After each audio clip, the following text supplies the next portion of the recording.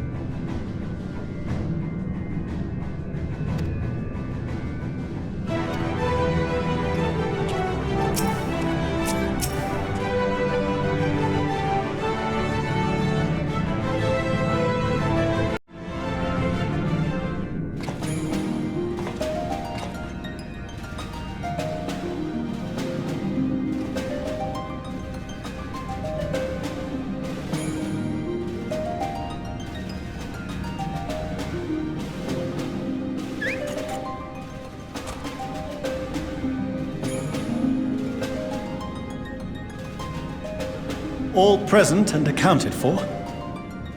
Good. As you will have heard, the Ark is ready. All that remains is to board and be on your way. I've seen my fair share of tight schedules, but this was bloody murder. But we did it. We finished the ship.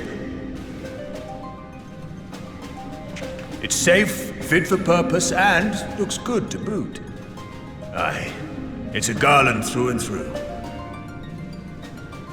I really don't know what we'd do without you. Thank you for everything.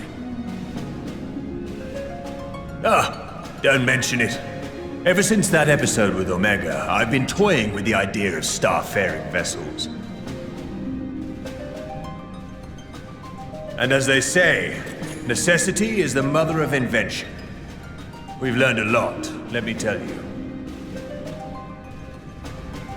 In case you're wondering about payment, the ongoing existence of the world ought to do. But feel free to throw in a colorful recounting of your journey on your return.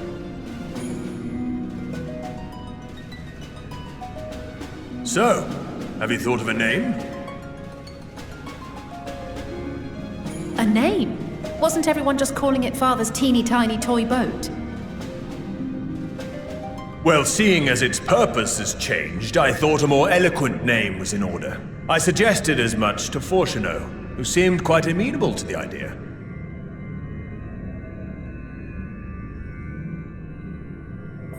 As you know, this vessel is the culmination of heretofore unprecedented collaboration. And though said collaboration is owed to the Scions, there is another whose noble deeds made our work possible.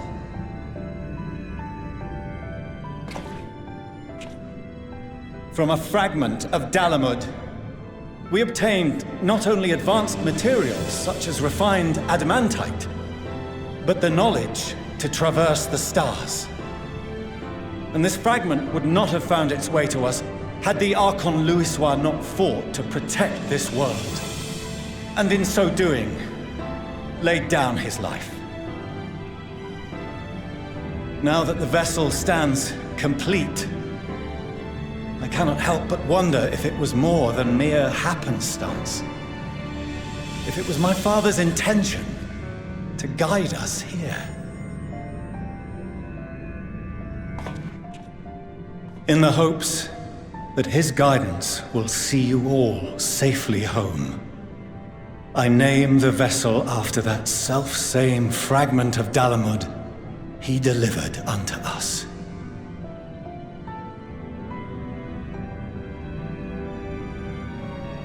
The Starship Ragnarok.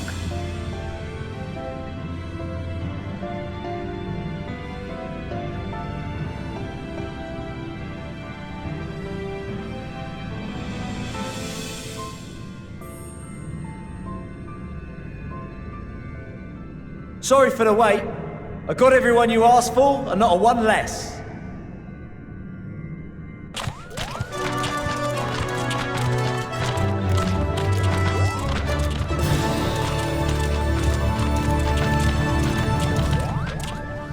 What are you all doing here?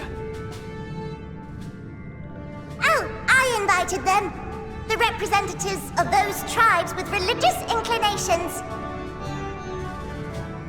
You've done a fine job of readying the Ragnarok, but for it to take flight, we'll of course need the power of the Mother Crystal. Given its immense size, however, transporting it would be an absolute logistical nightmare, not to mention we'd need to shatter it into tiny shards for feeding to the engines. But a brilliant idea came to me. We convert the crystal's energy into forms that can transport themselves!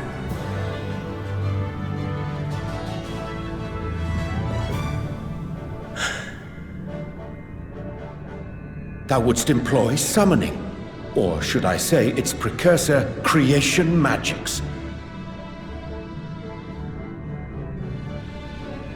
Care to explain for our benefit? As you may have witnessed at Bestway's Burrow, the Loporrits are capable of creation magics, which they use to shape the moon's environment. Yet simple though they make it seem, 'tis a highly advanced and exacting art. To perform it correctly requireth that the wielder holdeth the object in his mind's eye in clearest detail. Hence the ancients' meticulous management of concepts. Drawing upon this art, the Ascians conceived of summoning as we know it. A derivative that replaceth the complexity of concepts with the simplicity of zealotry to make manifest a creation.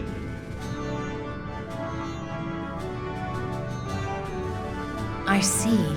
By combining the Loporrits' magics and the tribe's faith, we convert the Mother Crystal into primals of purer form and greater obedience.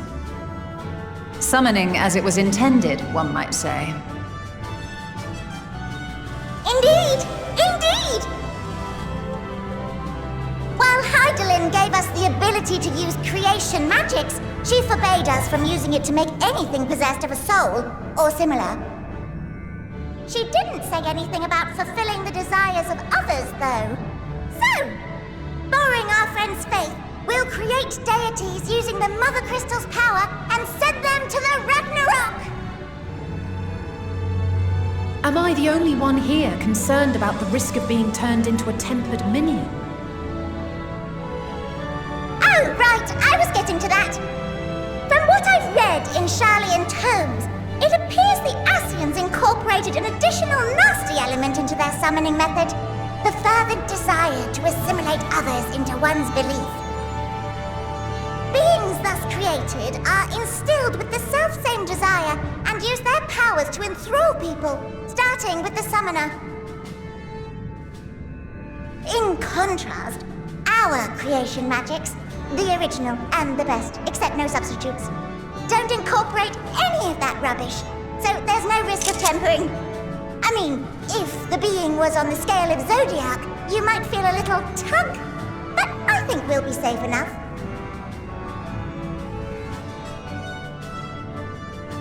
Truth be told, I do not understand the intricacies of this plan. But none of us would ever turn our backs on you. When the avatars of our faith ran amok, you intervened without decrying we who birthed them. Where others vilified and suppressed us, you offered understanding and friendship.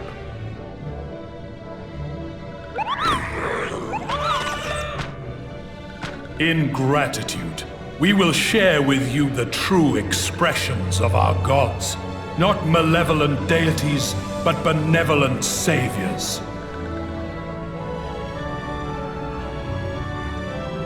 Alright, you lot, we're heading to the ethereal sea. Stay in sight, else you're liable to get lost. Lead the way!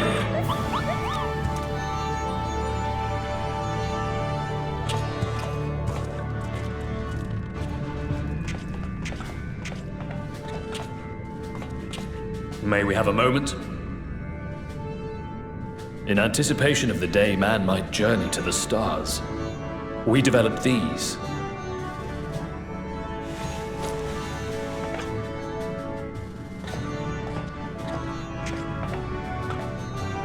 Portable teleportation devices. One for each of you, designed to work in tandem. Press the button on one, and in a matter of moments, all 8 will activate and send their owners back to the Ragnarok. There is no telling what hazards you may encounter. If you find yourself separated or lost, please do not hesitate to use them. Be safe, all of you, and come back.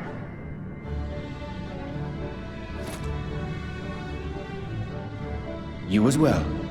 I pray you take care. Looks like everything is in order, so I'll go ahead and board. A few of my fellows will remain to assist with the summonings, but rest assured, the vessel won't want for competent crewing.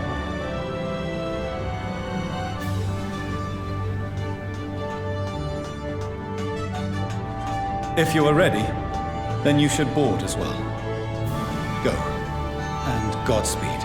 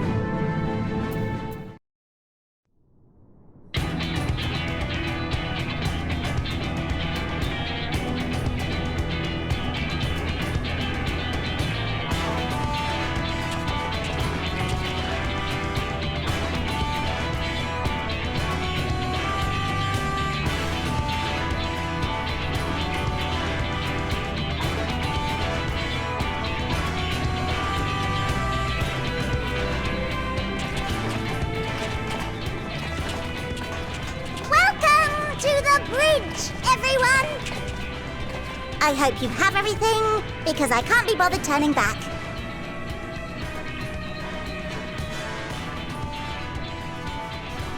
Right then, make yourselves comfortable. We're setting off in just a moment.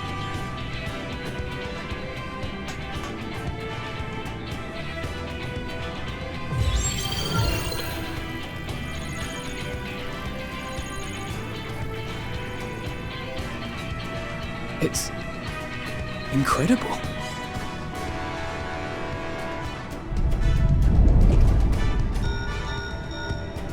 This is Fortuno. Can you hear me? The preparations for the summonings are complete. In accordance with the 14th phase of the plan, we have moved the Ragnarok to the launch site. The gates are open. You may depart when ready. So, are we ready? As ready as we'll ever be. Let's get going. Oh, come on. The burnt-out star's got more fire in its belly. Try it again, with feeling.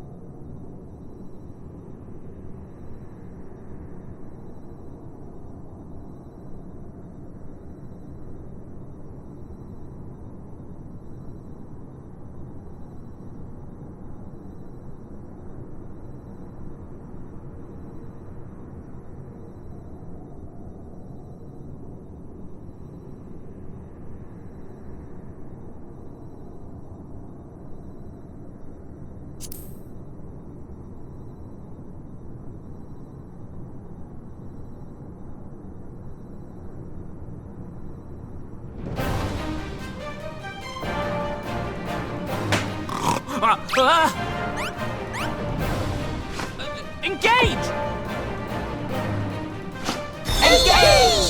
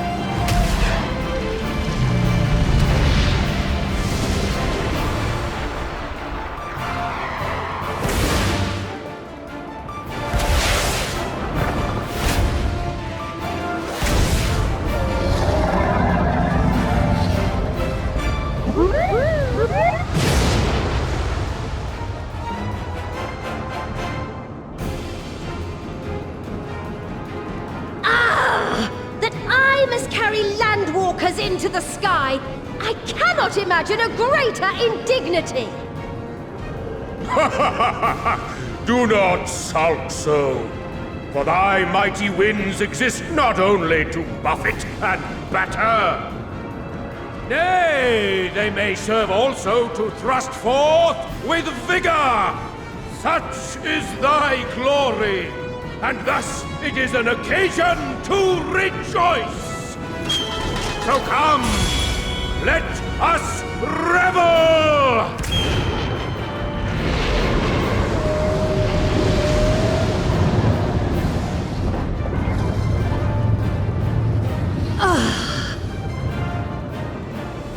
So long as the wind blows freely, I suppose all is as it should be in creation.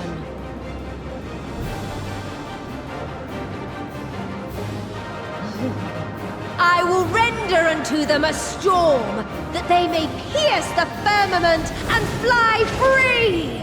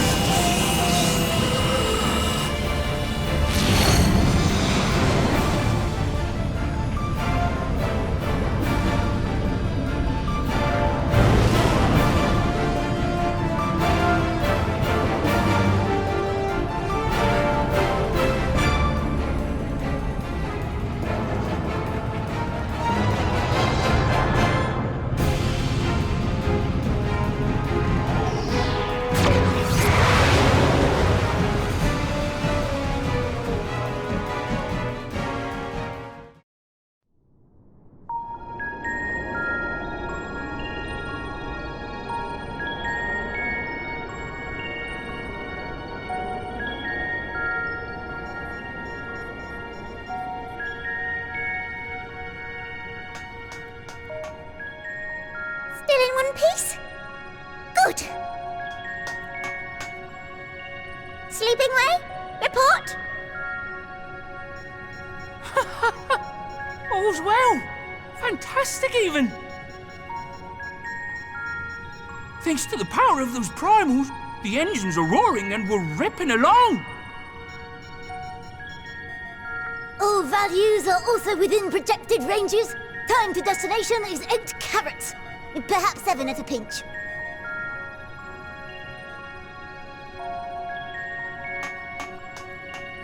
All right, let's go over some points of caution. Our destination, as you know, is Ultima Thule. Lest you wonder, the place is not a star so much as a patch of emptiness. That's the extent of what our equipment could determine, anyway. From what we know of Meteon, she's likely used dynamis to obfuscate her location. So, in conclusion, we'll only know what's there when we get there. The crew and I will see to it the ship's ready to take off at a moment's notice. We'll support the search as best we can, but it'll be your paws on the ground, assuming there is any. But everything will be fine, I'm sure. Heidelin believes in you, so you ought to believe in yourselves. Just don't do anything I wouldn't, like waiting too long to use those portable teleporters of yours. Personally, at the slightest sign of trouble, I'd mash the button to bits, and you should as well. Understood. We promise to be careful. I suggest you brace yourselves. We're about to arrive and the vessel will shake a good bit.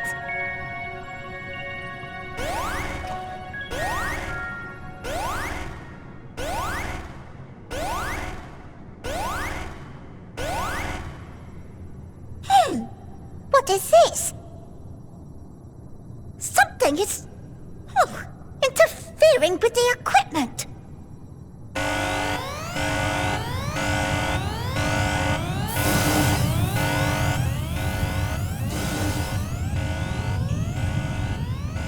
Greetings.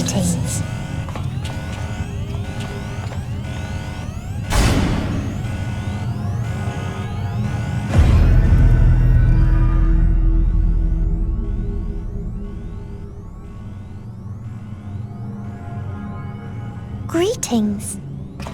Can you hear me?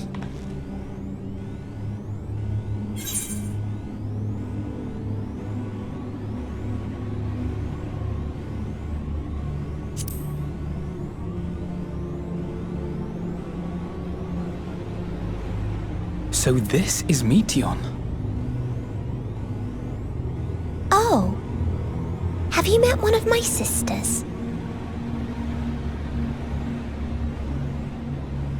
I don't remember meeting you myself. But I do know that you're from Atheris. Why have you come? All you had to do was wait. I would have delivered to you your ends.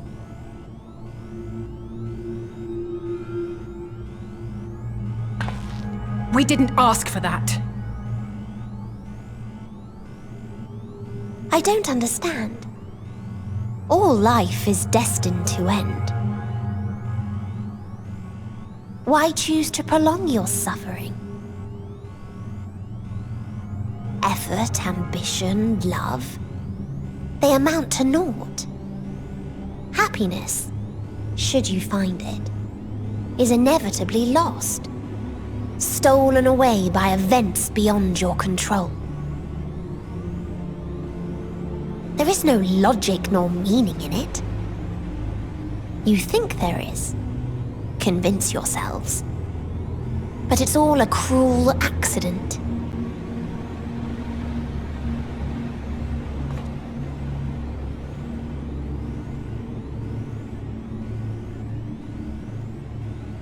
Come now.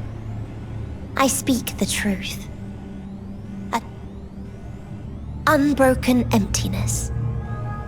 Cold, dark, and silent. Your world, like every other, is but a blemish upon its perfect fabric. Life is an anomaly. It is unnatural and cannot continue. The sooner you accept this, the easier it will be. Just to be clear, we're not here to argue with you. We know that life is fleeting, and that in the short time we have it, we're not assured happiness.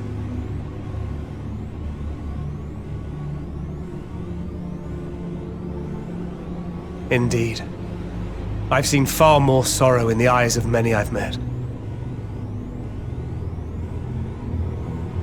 I myself have plenty of regrets. And one day they'll die with me, gone to dust with my good deeds and unfulfilled dreams. But we accept this. That our existence may seem pointless.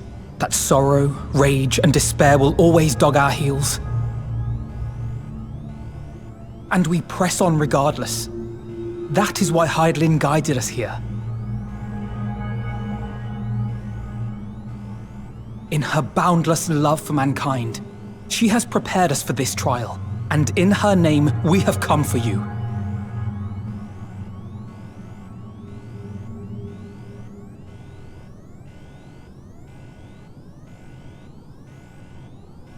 Yes, I sense it. A burning passion like unto fury. I know it well. For the same passion once burned in many a star before yours.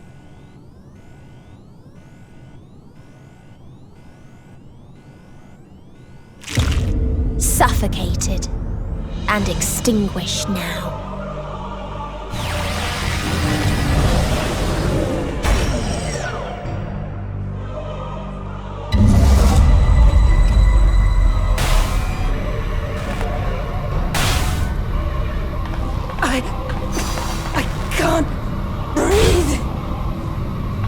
You approach the bounds of my ultimatum.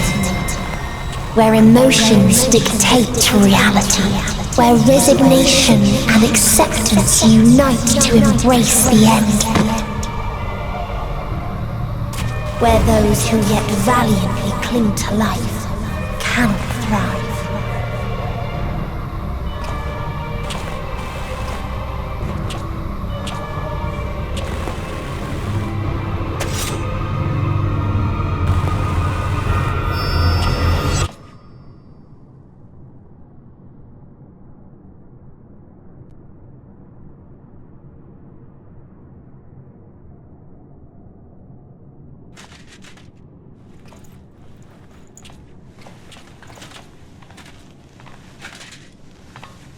By the Fury.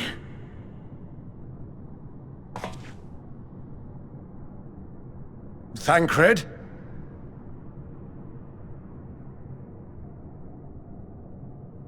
Meteon has gone as well. Mayhap he awakened first and gave chase. Everyone? It appears we are at our destination.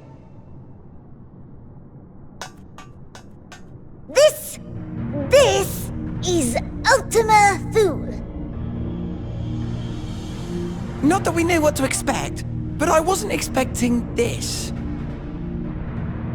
From atmospheric composition to ambient temperatures, all readings are within permissible range. This place is capable of supporting life.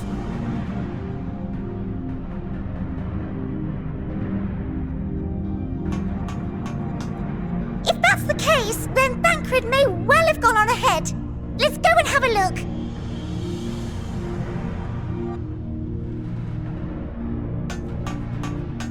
Meanwhile, I want the rest of you to perform a full inspection of the ship, as well as a biological scan.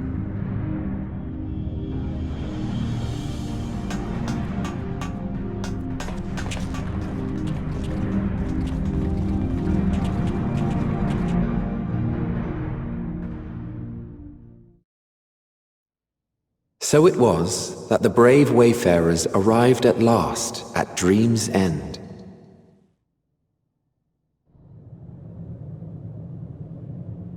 In following their path walked and history written, I am made keenly aware of one truth.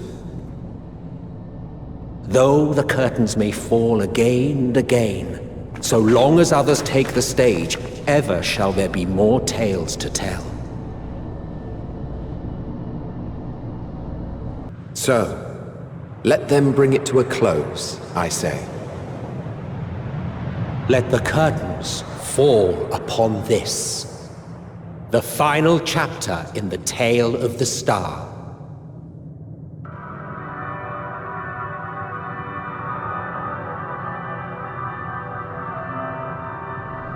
Is this a dead star? As I live and breathe. I live and breathe! Well, the environment itself shouldn't kill us. Well then, let us search for Thancred while exploring the area. The ship we leave in your care.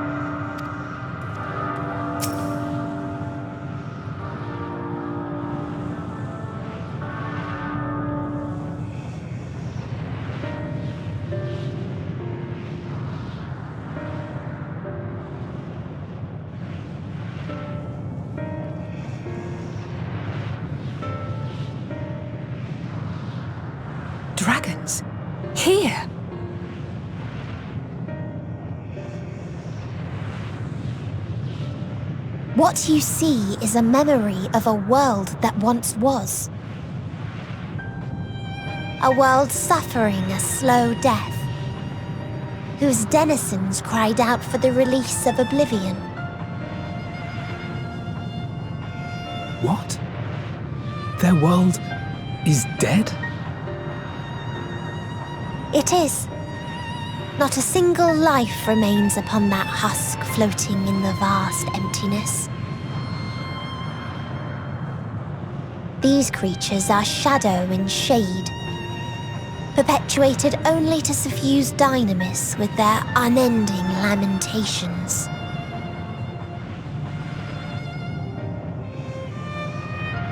Our friend Thancred, where is he? A strange question. He is at your side, is he not? Oh yes. He is here and there, and everywhere within this space. He would tell you himself if he had form to form words.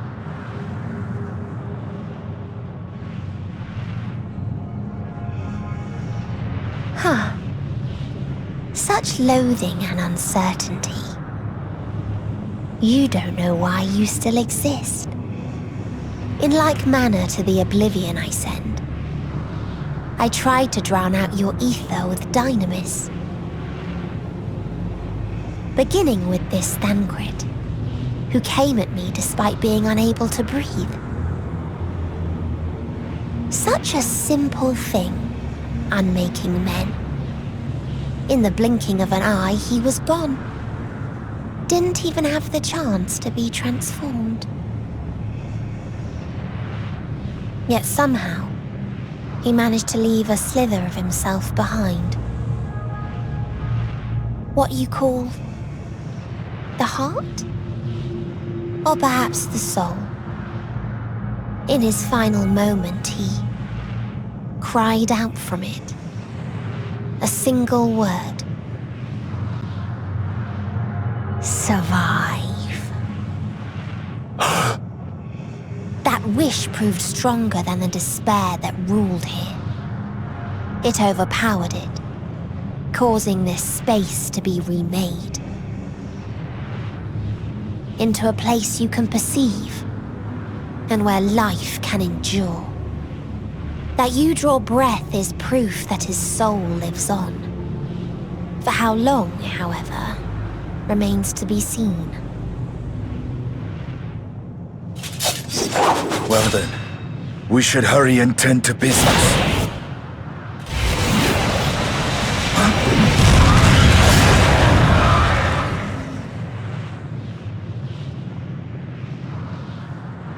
It's futile. You will never reach the true me. I told you, emotions dictate reality in this space. Such changes as you might work will not alter its nature. You may see, but you cannot touch. Walk, but not advance.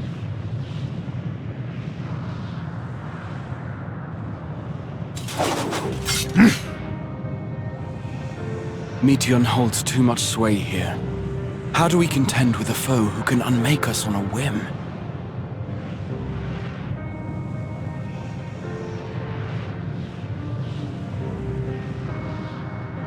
I do not know. But Thancred gave his life that we might come this far. We must press on. Agreed. We cannot turn tail here. Not without something to show for our comrade's sacrifice.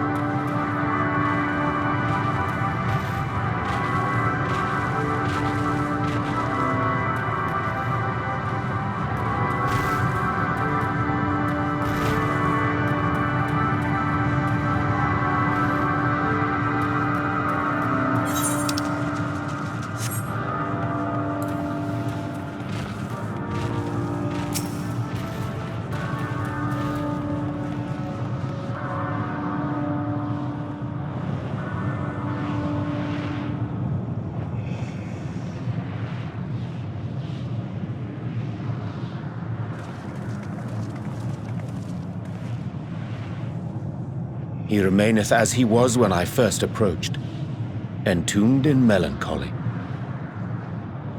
I see. Perhaps I could... I'll handle this.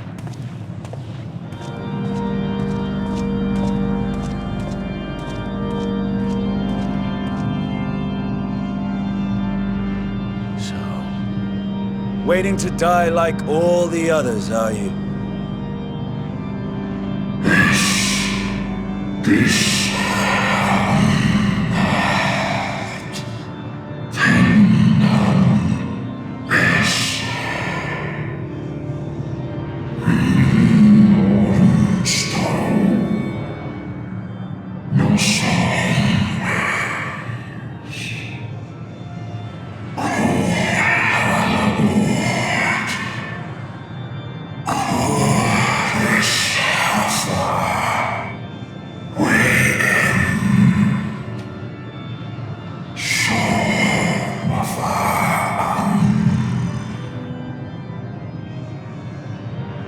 So you say. Yet your kind has found a new beginning on our star. One of you braved the Expanse, bearing with him a clutch of eggs.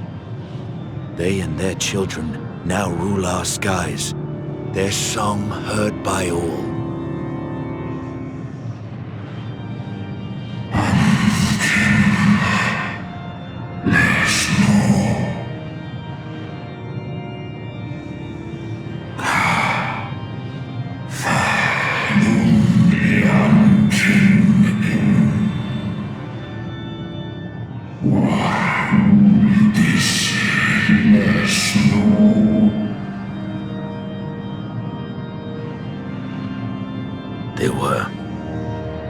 They suffered much, and repaid their suffering in kind.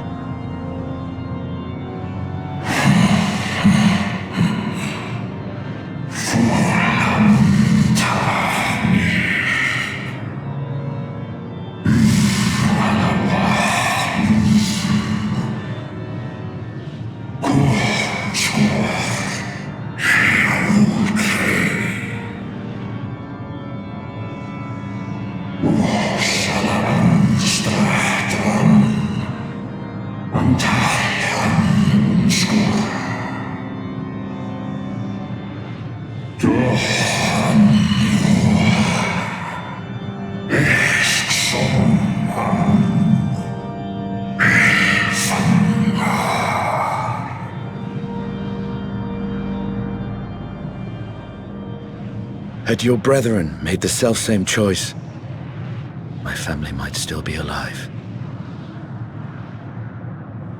Yet lasting peace does not come to those who simply retreat from conflict. No, you must be willing to confront it, to stare into the face of your foe, and see yourself in him. Only then can you break the cycle of torment and tragedy. This lesson, a dear friend taught me at the risk of his life. There is no nobility in your penance. You wallow in self-pity. And after everything we've endured, we will not let you stop us.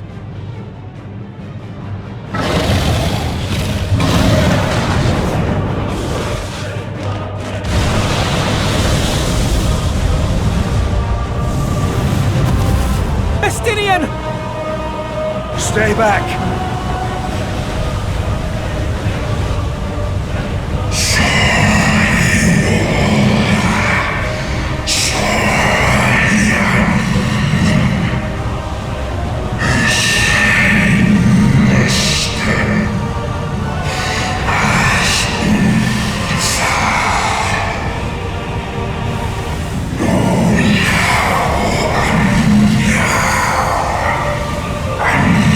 See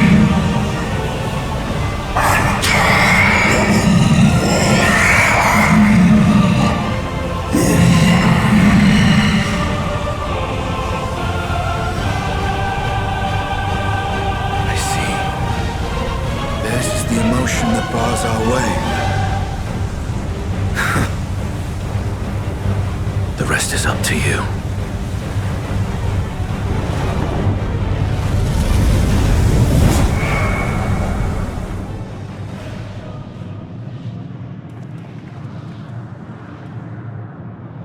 No! Not Estinian too!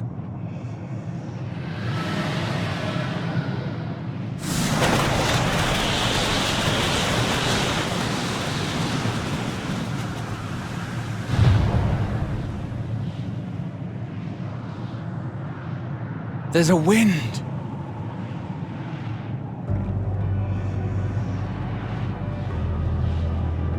He's opened the way for us. Sacrificed himself to remake this place, like Thancred did.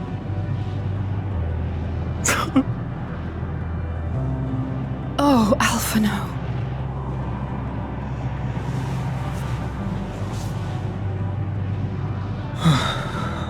Come. Let us follow the wind. It will not lead us astray. He would not.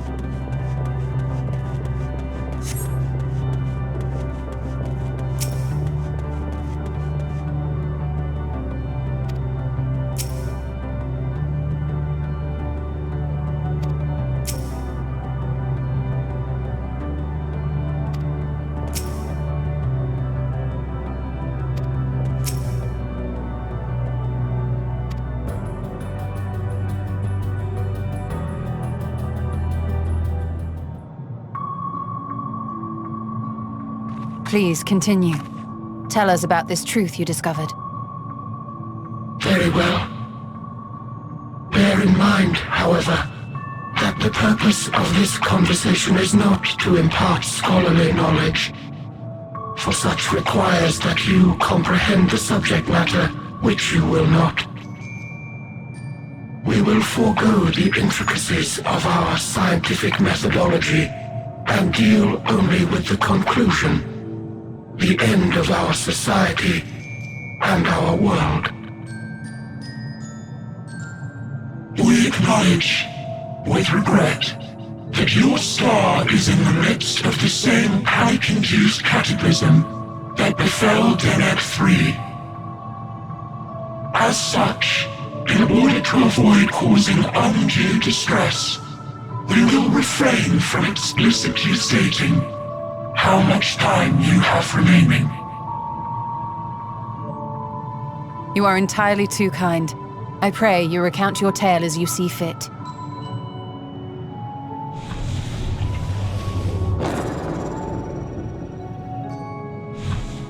In the beginning, the universe was but a tiny particle. Then suddenly, this particle began to expand. Having remained entirely in the bounds of your star, the phenomenon may be difficult for your kind to grasp. But this expansion has since continued unabated. Speculating that the universe could not grow indefinitely, we sought to learn what might occur, and made a worrying discovery. The stars will continue to spread apart, as will their finite thermal energies. Eventually, all heavenly bodies will grow cold and freeze. No new stars will be born, and the universe will enter onto an eternal ice age.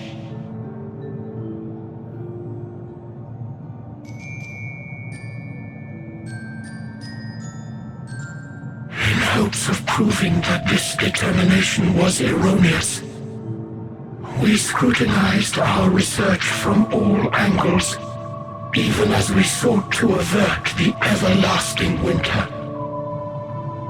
The endeavor proved fruitless.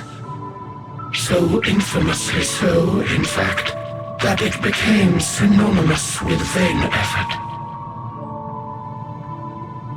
The universe as we know it would end, and there is no way to prevent it.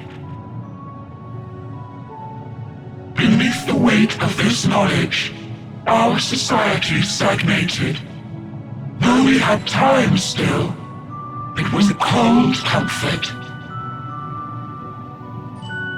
Why strive for anything when desolation is assured? When our wealth of wisdom, accumulated since the dawning of our kind, would be forever lost. No civilization would rise from our ashes. No scholar recover our knowledge. In silence unbroken, naught would stir.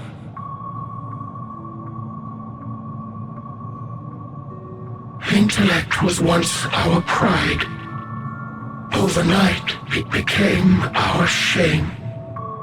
Our works, monuments to futility.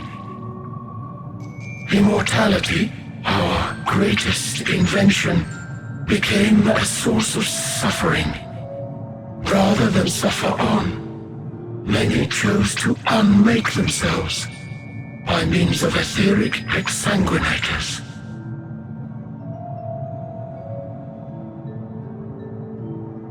Etched upon these stones are the testaments of such souls.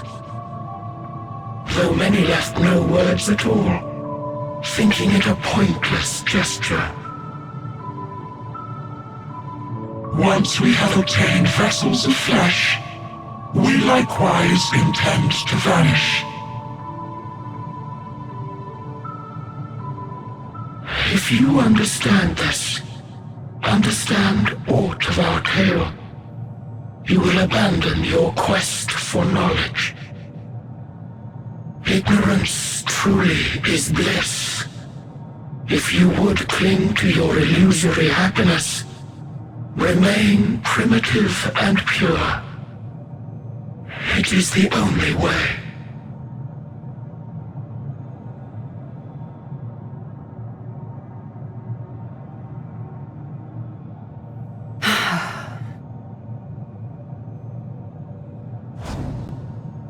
So that's your story.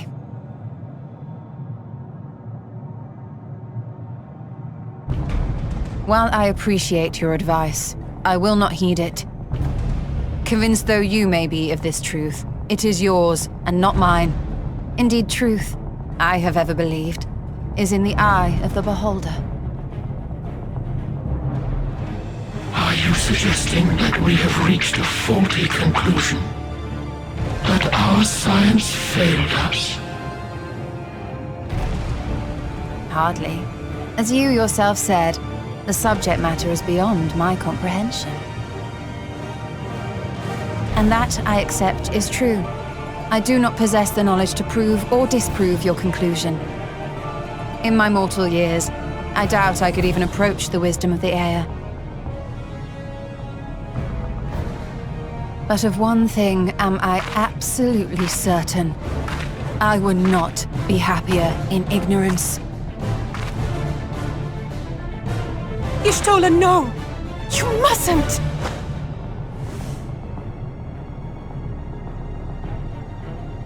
The most important lesson I've learned is that learning isn't simply passing one's eyes over words. Nay, 'tis when understood for oneself that knowledge attains its true value. This is what has sustained me, driven me onward in joy and wonder, in anger and sorrow.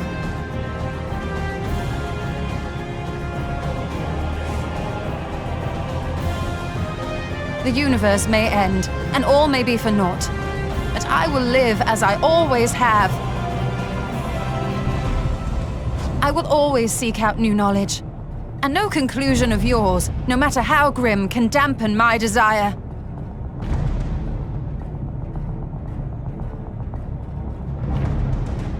I suppose it is only to be expected. Their feeble minds cannot fathom the terrifying gravity of it all. But worry not. We consider it our duty to enlighten you, and we will not stop until you grasp the full extent of our despair.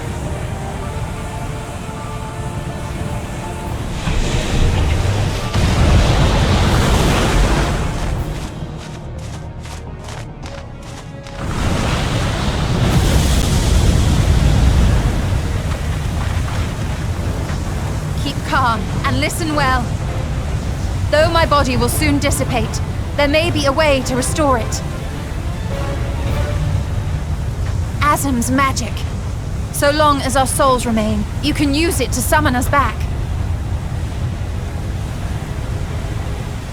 But you mustn't, for it would mean losing our way forward. This I only reveal so that you can promise not to invoke the magic. We came here knowing what victory may cost, so press on,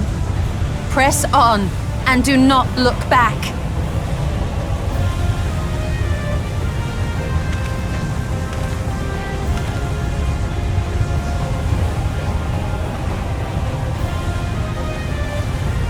I shall join thee. As subterfuge is not required, thou shalt not suffer for mine absence. Riange. My resolve hath never been as strong as thine. Full oft have I wavered in my decisions, and afterwards been stricken with regret. In spite of this, I may still stand with my comrades, supporting them as they attempt the greatest of feats. This truth I have learned in the course of our journey. And many though my shortcomings may be, I may also claim to excel in prophecies. My studies, into which have granted me the flexibility of mind needed to bend this malleable reality.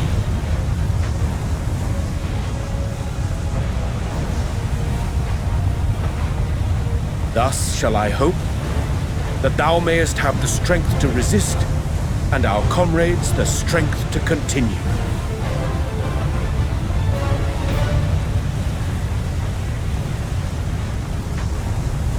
With you to urge us on, how could we possibly fail?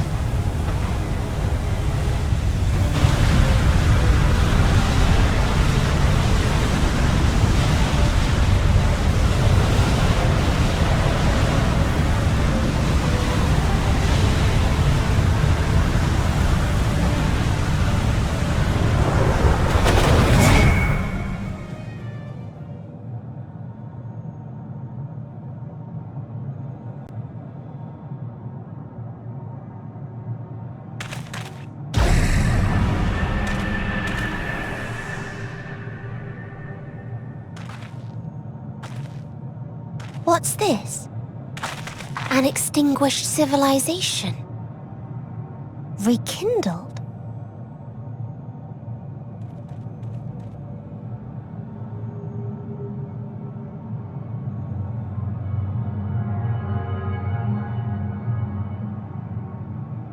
That's right! Our quest doesn't end here. We'll press on, and we will find you!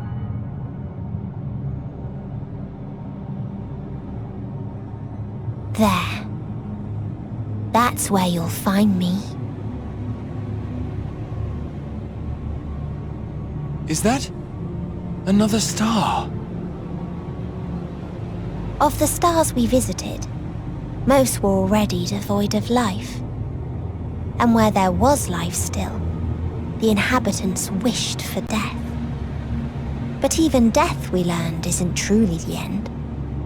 It is but a part of the cycle of rebirth.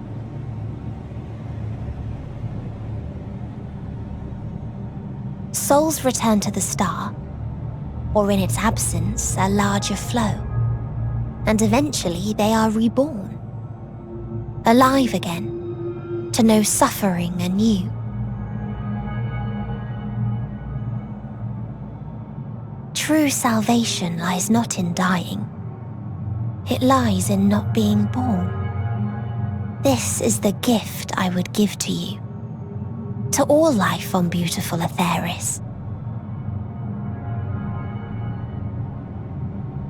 To that end, we created an egg wherein life cannot quicken. That dead sun. Attain it if you can, before your friends' emotions fade away, along with their protection.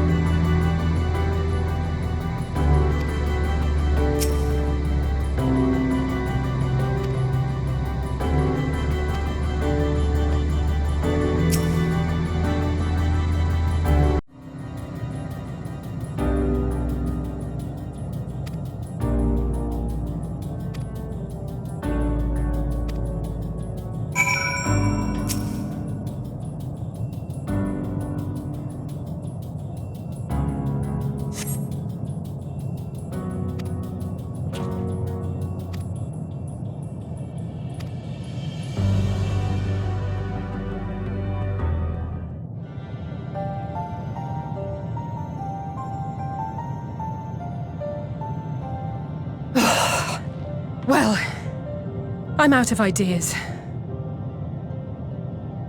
As am I. Operating such consoles is trying enough, but if we can't even activate it... Perhaps there is a way. First, consider the world that has been recreated here. Its inhabitants were machines who gathered combat data to enhance themselves. And among the many wars they waged, the most notable was that against the dragons.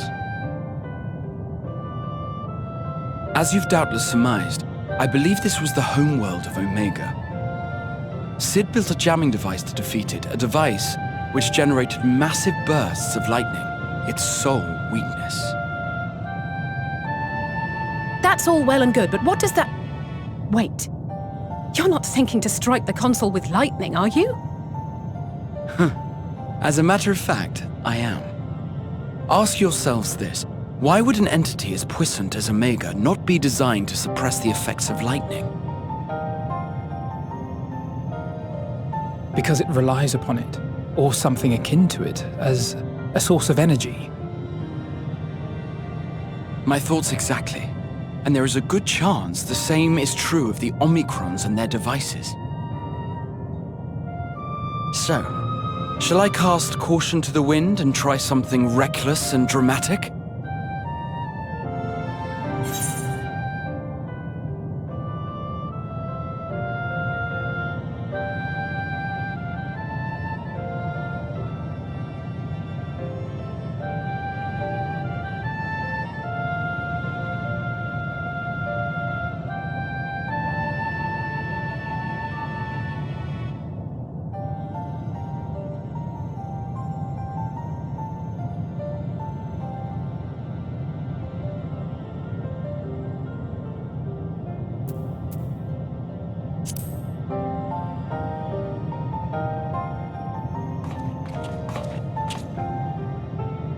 You still have it!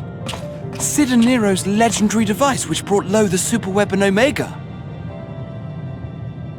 Wait, the actual device was much too big to lug around, so you must only have the control module. And there I was getting all excited. Never mind. An old-fashioned spell will suffice.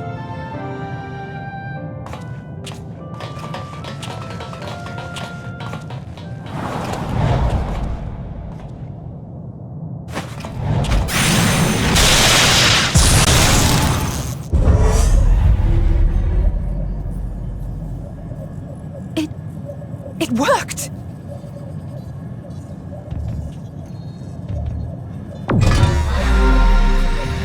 Opening connection to communications module 1. Connection established.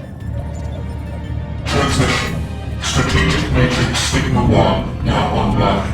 As the primary strategic matrix, you may address me as Sir. Checking for new communications. None found. All units, please maintain current state. End transmission. Closing connection. Wait! We have questions for you! Of late, no mission orders have been issued. Why not? Has there been some manner of trouble? Reply. The Extended Operations Unit is yet to determine guidelines for future assignments. All strategies are calculated, devised, and actioned in accordance with said guidelines. In the interim, all citizens are directed to maintain a state of combat readiness. End reply. Awaiting query.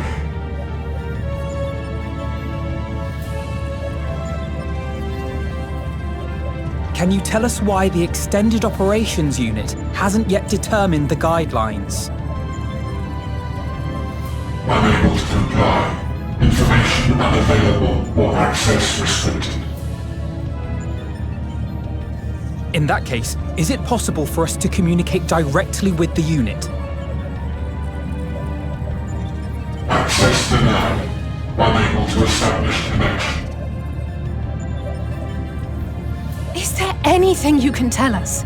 Have there been any abnormalities, like a threat to the star or widespread unrest? Reply. Negative. All citizens continue to operate at maximum efficiency. If your operations are suboptimal, please proceed to a maintenance facility for evaluation. Otherwise, stand by at your designated post. End reply.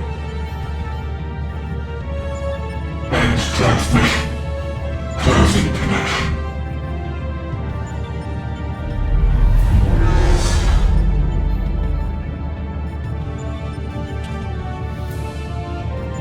I could activate it again, but I doubt it would be productive. What do you think?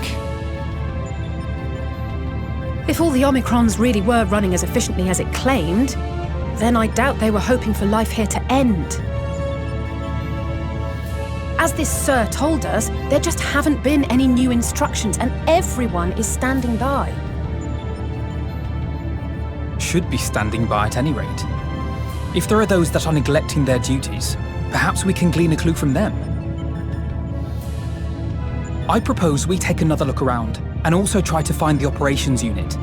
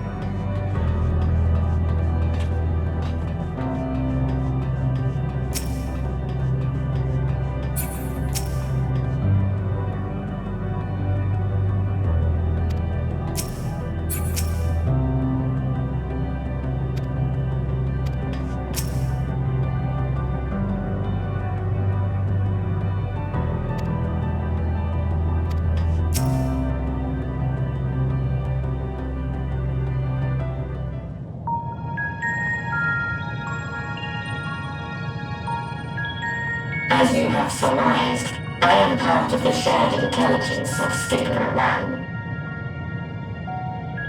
It was my charge to determine the optimal path to achieving our prime function.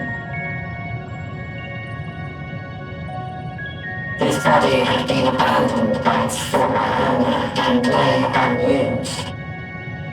I took it and abandoned my own, and with it, my duty. May we ask why you did this? From what we gather, it seems to be a personal matter.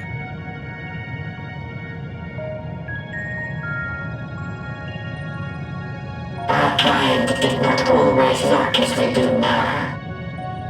Long ago, we possessed frail and feeble bodies. Beleaguered by stronger races, our ancestors took to augmenting their flesh in order to defend themselves. What began with limited parts eventually spread to the whole body, and at last, a means was discovered to convert the mind into data, rendering even the brain obsolete. Such complete mechanical beings were called the Omicrons, and by their might, we came to reign supreme over the star.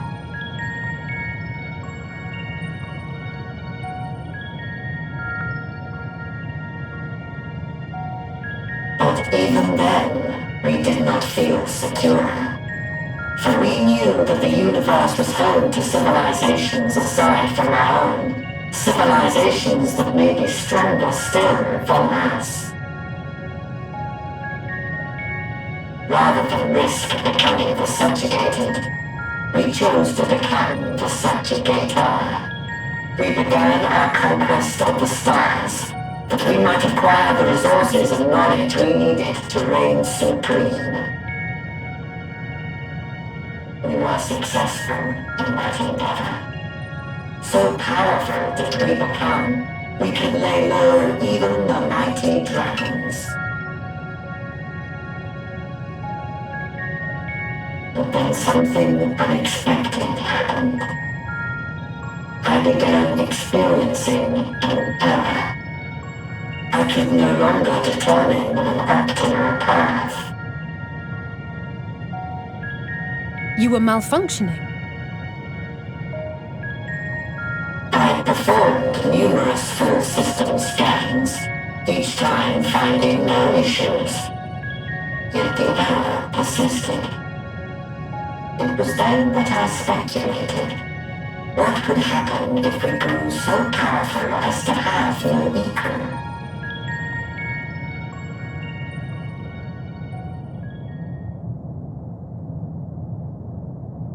To become stronger was essential to our existence. Our every action has been in service to this objective. But if nothing lies beyond this, can it be truly said that it was essential? Have we been engaging only in wanton destruction?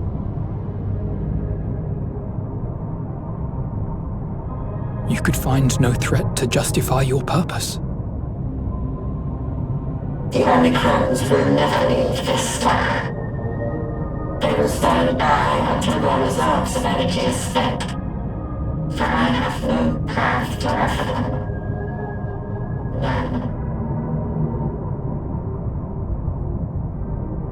It is not our place to pass judgment on the deeds of the Omicrons. But surely, this does not have to spell the end of your people. With your power and knowledge, the possibilities are endless. Why not seek out a new purpose?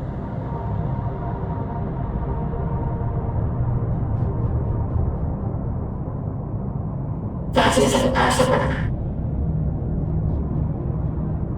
In the beginning, we had a higher purpose than our pursuit of power. But we lost sight of it when we so irrevocably altered our fundamental forms.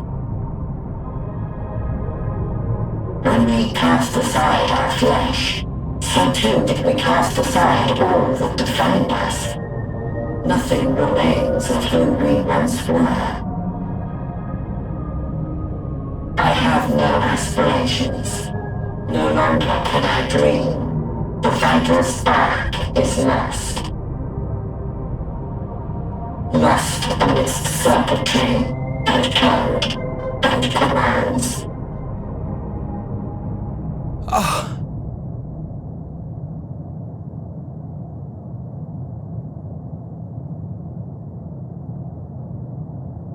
I believe I know how to overcome this despair. The words are ready in my mind, but ere I speak them,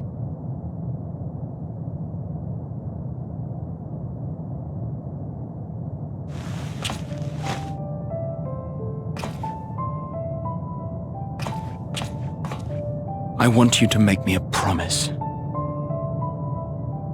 Be it across time or space, our promises have always connected us. And so I ask that you indulge me once more, that this won't be the end.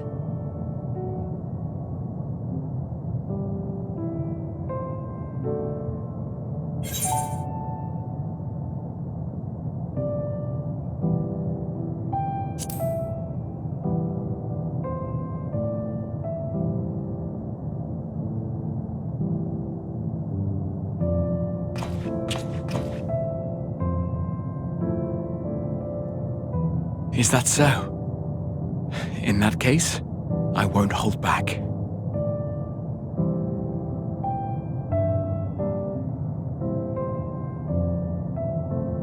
First, I want to visit Ishgard with you, properly.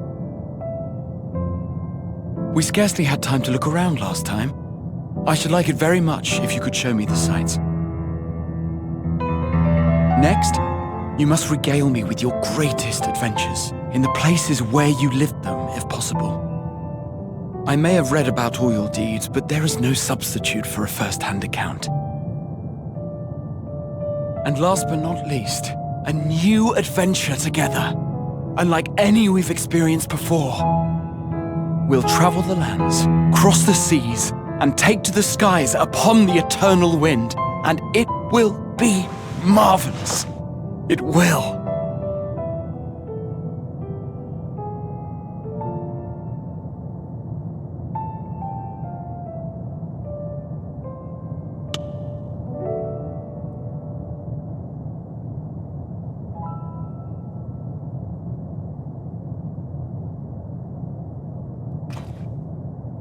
If you would humor me a moment, when we awaken each morning, how can we prove that we're the same individual who retired the night before?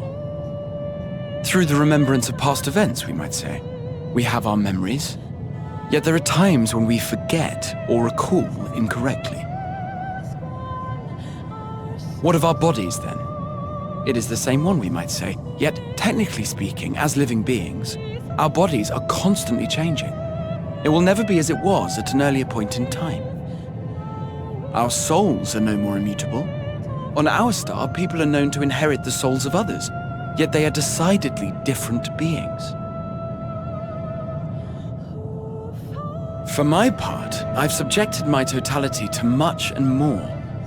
I've made my body into an extension of a tower, blended my soul and memories with those of another self.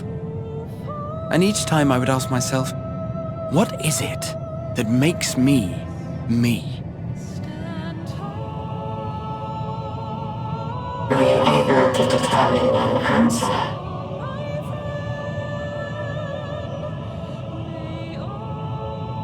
No, but that doesn't mean I'm confused. It simply means I'm the same as everyone else. So I posit this. Who we were need not describe what we now hold in our hearts. Whatever came before, what matters most is the present. For me, that is being here with my friends, full proud of how much we've grown together. So I urge you to not give up. Heed your heart's desire and hope that the future you long for shall be realized. I can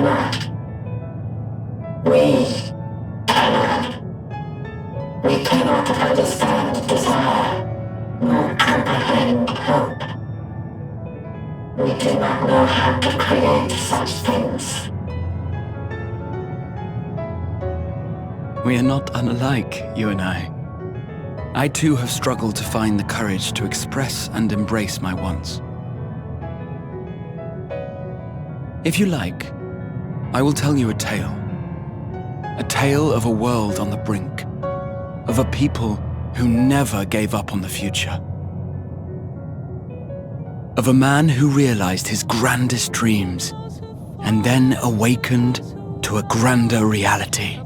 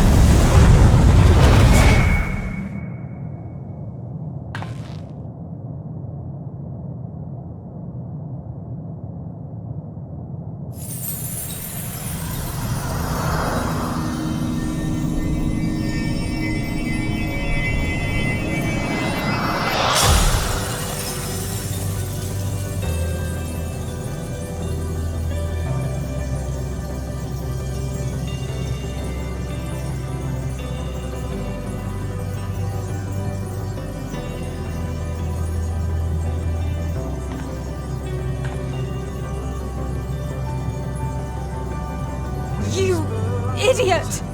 Just once, stay with us to the end!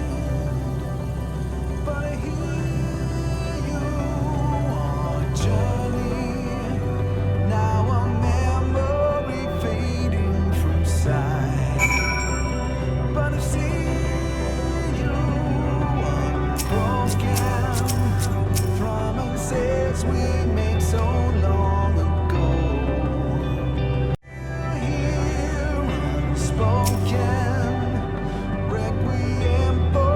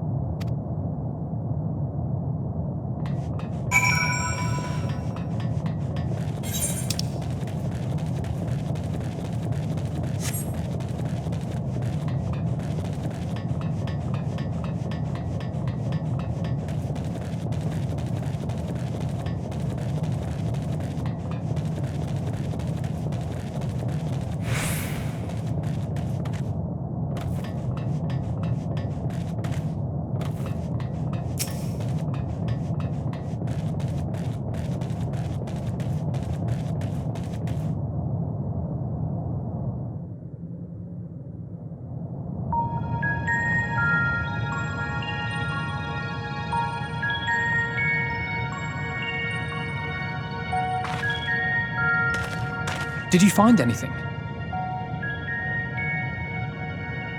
No. This place is completely deserted. And I can't see how we're supposed to move on from here. Neither can I. It's quite the quandary. There are no denizens to bar our path, yet there is no way forward. For another mystery, we did find signs of very recent life. You'd swear everyone just vanished into thin air.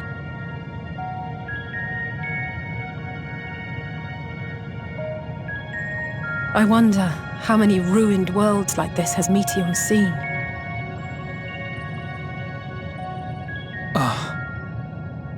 Could it be? Yes. Yes, I believe I may have puzzled this out. Despite how it appears, it's no different this time. There is someone here who has wished for this ruin.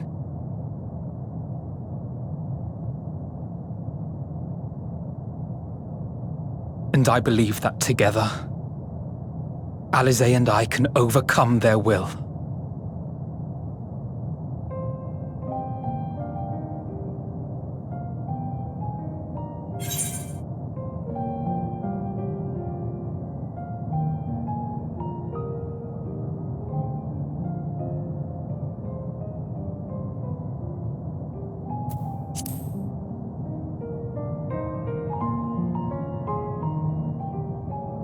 I know. I know. But if there is a chance this will work, then I would take it. For everyone, and for myself. I will not pretend otherwise. I have my fears. Not for myself, but for you, the last to remain.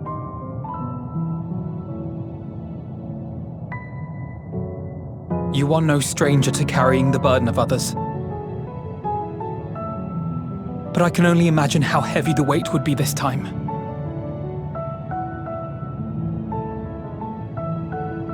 As your friend, I cannot bear the thought of making you suffer so.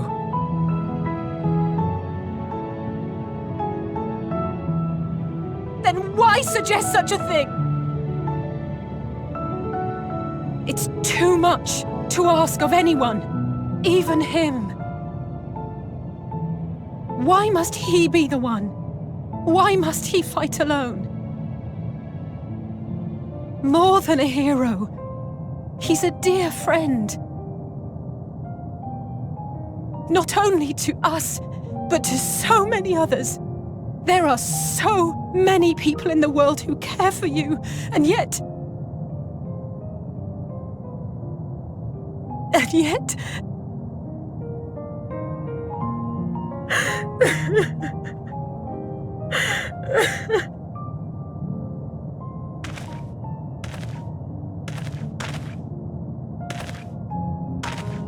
Alisaie, I have an idea. Given the nature of this realm, it may be possible to do more than unbar our friend's path. We might also pave him a new one.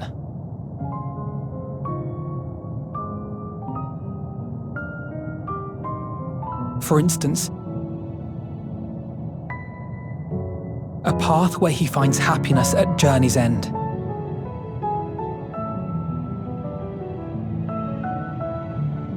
This much, I think we can believe with the utmost conviction, no matter how deep our despair.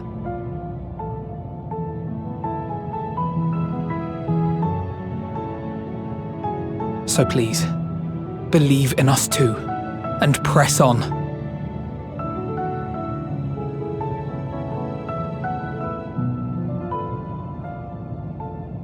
Thank you. What are you?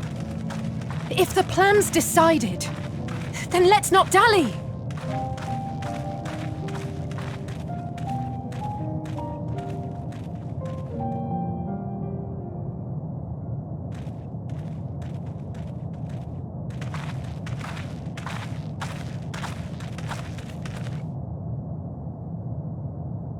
Ah, there you are. It was as I said, was it not? It was. We couldn't find anyone. But this place isn't entirely deserted, is it? You are here.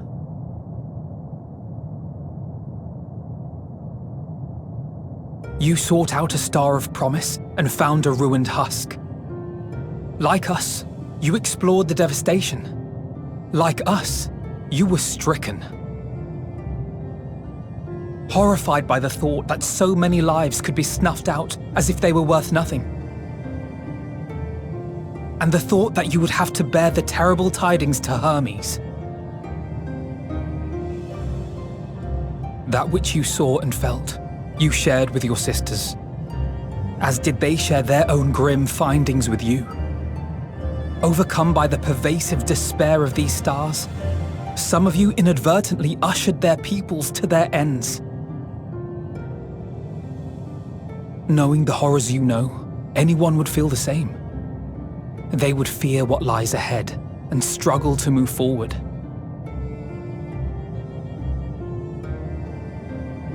Fear? I had forgotten that such a thing existed.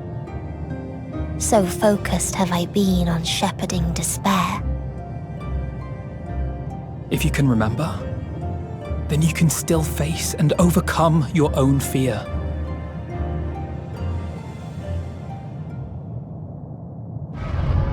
Why would I bother with such an insignificant emotion? If the despair I command is as a raging river, then fear is but a trickling stream. It can do nothing to alter my flow. You spoke with the Aya, yes? Heard their tale of what awaits the universe. It's true. The stars grow colder and more distant. Eventually, all will enjoy frozen solitude. Using the power of Dynamis, I'm hastening that process. In so doing, nothing will be born ever again. Everyone will remain dead. Alas, it will take time for that to happen. So in mercy, I sent you my gift, to spare you needless suffering.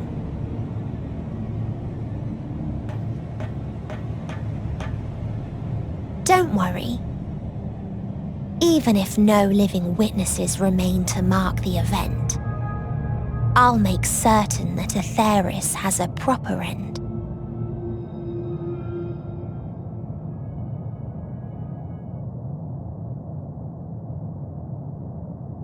For all the power you wield, you're more fearful than the familiar you used to be. That Meteion feared simply to move forward, but your fear is such that you've given up on everything. I know it well, that sense of defeat. I've tasted my fair share of it. But as many times as we've fallen down, we've learned how to pick ourselves up and carry on. We take each other's hand, share in each other's courage, follow in each other's footsteps, and turn sorrow into strength. There are times when we fail. We bear wounds that do not heal. But these experiences are part of life, and they make us stronger.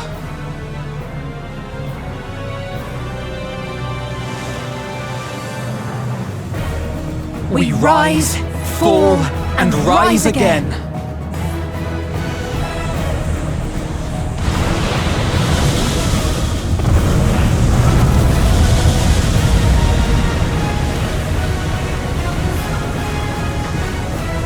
Don't worry about us. You must take the next step, and all the rest after that.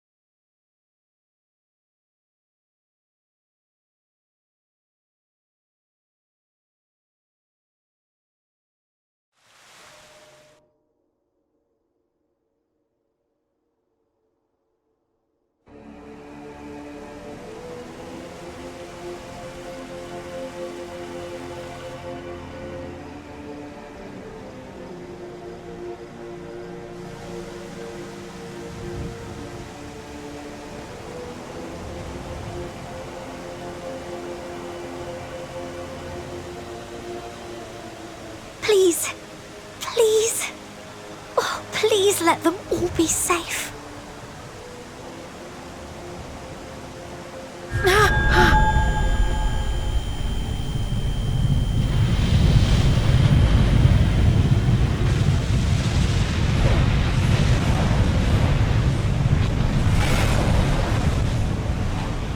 Cryle? Are you all right?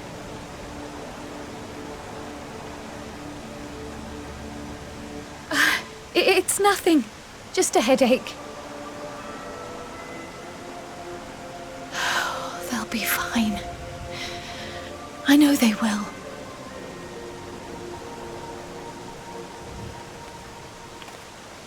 Apologies for the interruption. A man arrived on the last ferry. An associate of the Scions. He wishes to speak with you at once.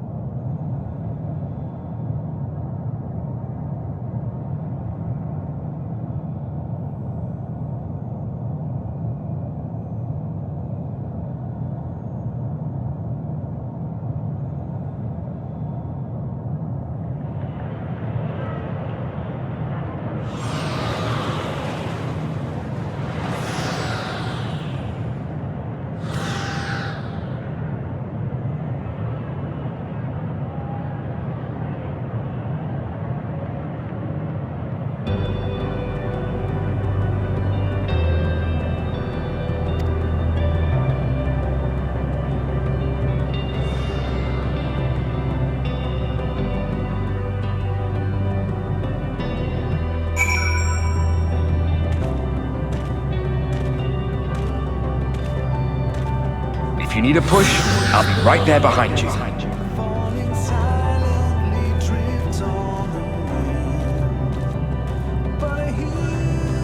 Do not despair. You are not without allies.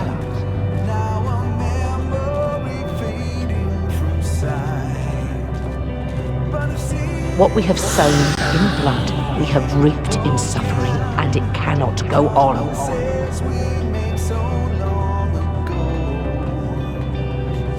Upon the souls of they who have sacrificed themselves to pave the way for peace, we will never abandon our cause. While it is true that man succumbs all too often to anger and avarice, he may yet overcome his baser instincts through the forming of bonds with others. Such victories are rarely won without sacrifice, but the prize is worth the price.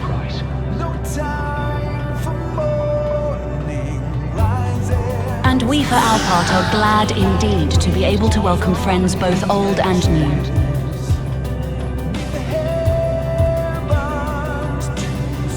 Save your tears for the morrow. You may be sure we will have ample cause to shed them, be they for joy or despair.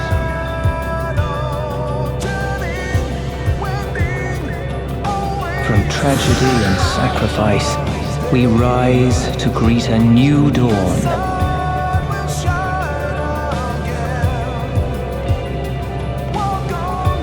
A future shaped by the choices we made, in ways we could never foresee.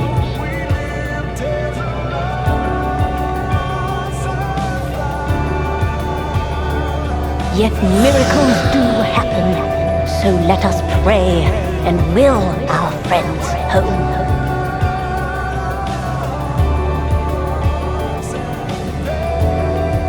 I won't stop praying until I know they're safe.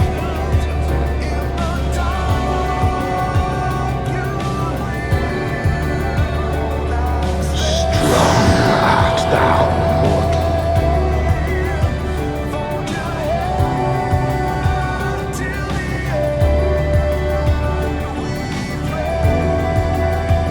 Look for the light within, that you may continue to serve as is a beacon to others.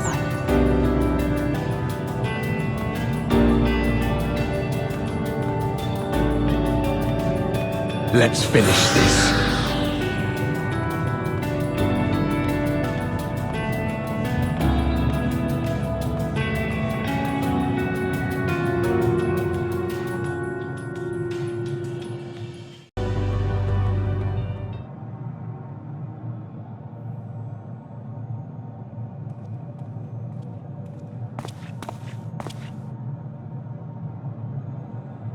Here the path ends. There is no way to reach our nest.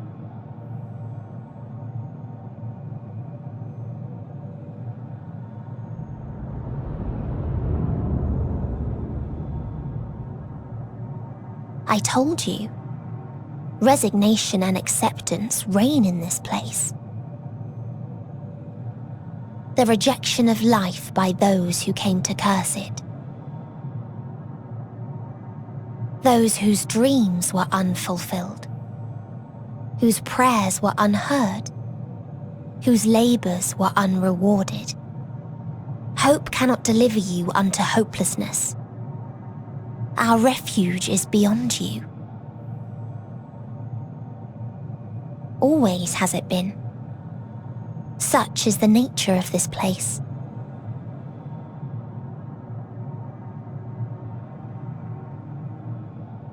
You should have remained on Atheris.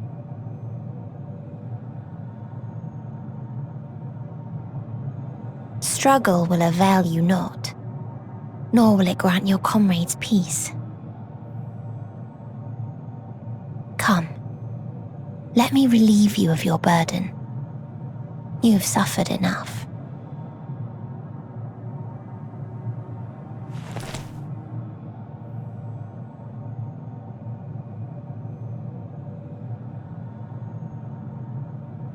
Asm's magic. So long as our souls remain, you can use it to summon us back. But you mustn't. How do we make peace with That's why it's too soon for this to end. There are so many people in the world. You must triumph. Drink of calamity, drown in... Be safe, all of you, and come back. It was all I am ever grateful. I came to appreciate most about our star is that there remains so much we do not know. After all these years, Is this the answer I was hoping for? So long as we remember, our fates remain ours to shape. And Godspeed. Perhaps when our time comes to return to the star, we shall remember these few days we have lost. Do not squander it. The legacy I leave you.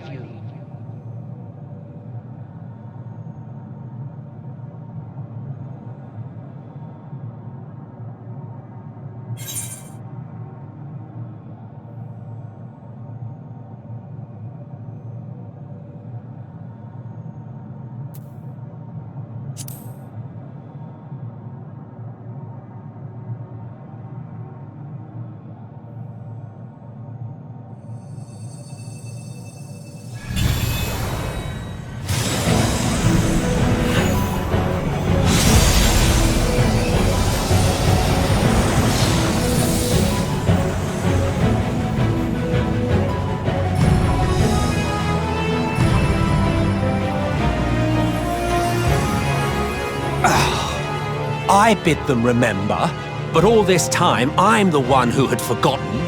A right fool you've made of me, Hermes. And to add insult to injury, I've been denied a sound rest, forced to watch this clamorous show. Oh, come now. It's been a gripping tale. Unbreakable bonds and noble sacrifice, sprinkled with moments of levity to counterbalance the pathos. It's got it all. I, for one, would have been perfectly content to watch enraptured from the stalls.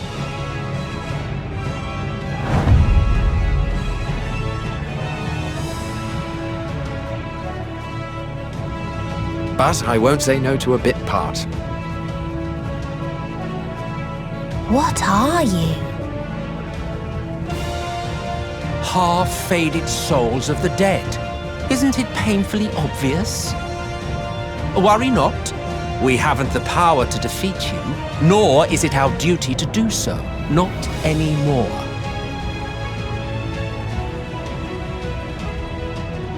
That being said, we do have a score to settle. So here I am, Vinar. I suppose you needed me to tie it all together, these frayed threads of our history. But knowing you, I suspect there's a joke in it too. Oh yes, I can imagine you gloating over my forgetfulness. Were I feeling charitable, I might assume you had left room for the possibility of this outcome. Even so, you'll get no applause from me. A single gesture will not lighten the burden I've had to bear.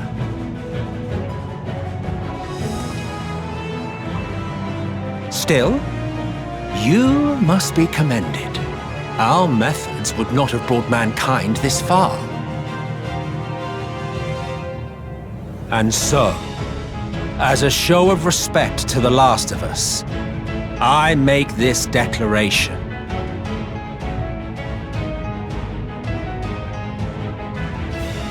You will not end our journey. That is our answer. The answer of all lives of Atheris, past and present.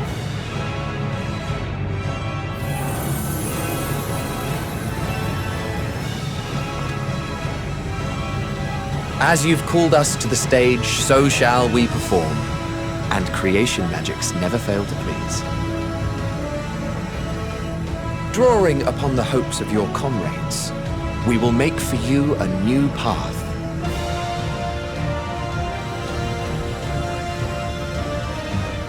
What form said path takes depends on you. So focus. Focus and envision that which rejects the claim that you cannot attain your goal.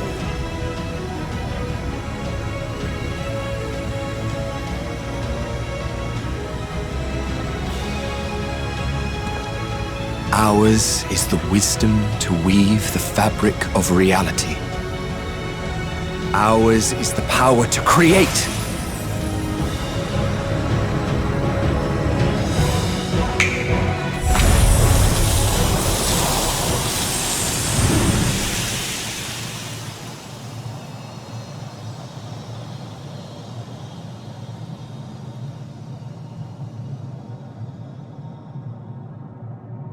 Meteor, though I gave you these wings to soar the heavens, I did not teach you how to walk the earth. So loath was I to bind another living being. In the course of your long journey, you will learn from those you meet. Learn to walk and run, and so much more. A flower.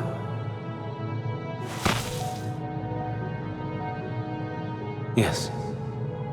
Upon your return, I will gift you a beautiful flower.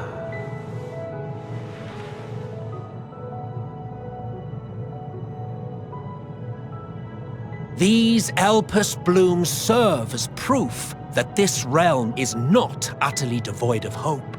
No more can you deny its power. No more is yours the dominion of despair.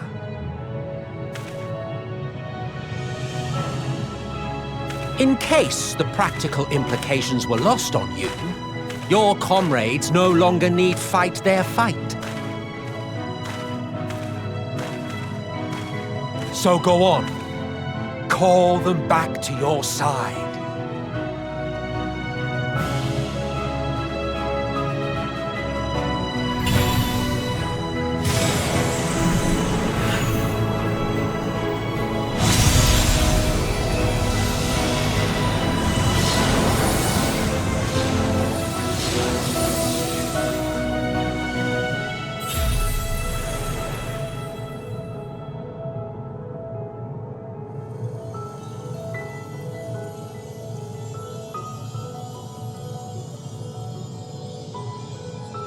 May you ever walk in the light.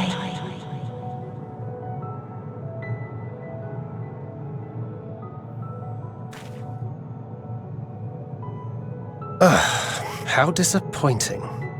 Not even a single scar in the making to brag about. You'll find a way regardless. Honestly, this is far more than any of us could have hoped for. Let us be thankful. Indeed. That we thus stand reunited is a gift. Let us not squander it, and see that we all return to Etheris. Aye. As soon as we've averted the final days. Good to see you again. Our heroic sacrifice paid off, I take it.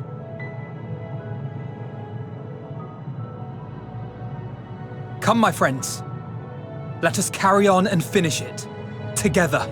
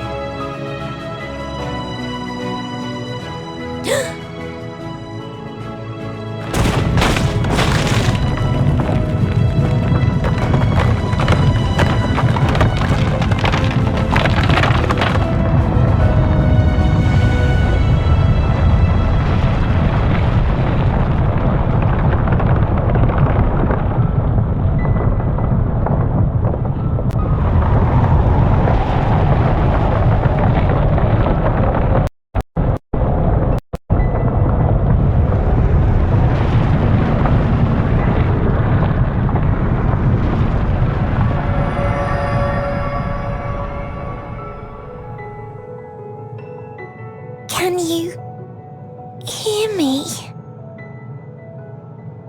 The voice is within, crying in pain, wailing in sorrow, hurting, hurting.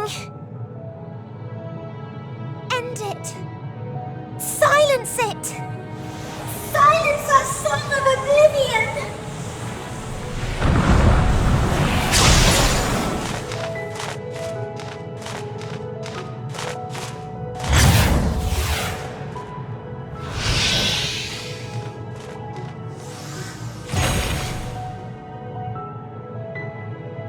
The way is open. They can proceed. So it seems.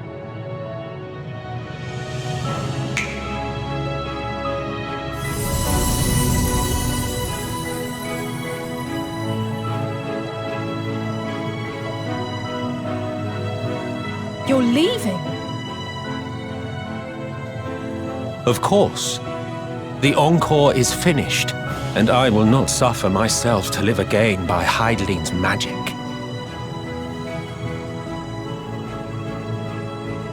But more than that, the future you seek is not the past we loved. That is why we fought, and why I lost. But though you defeated me, my ideals are inviolate, invincible.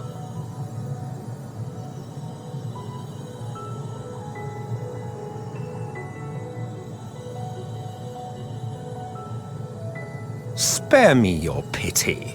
I have no use for it. If you would do something for me, save our star. See this tale to a triumphant conclusion, and with elation in your hearts, bid the final curtain fall. Only then may it rise again, and a new tale begin, with new parts for all to play.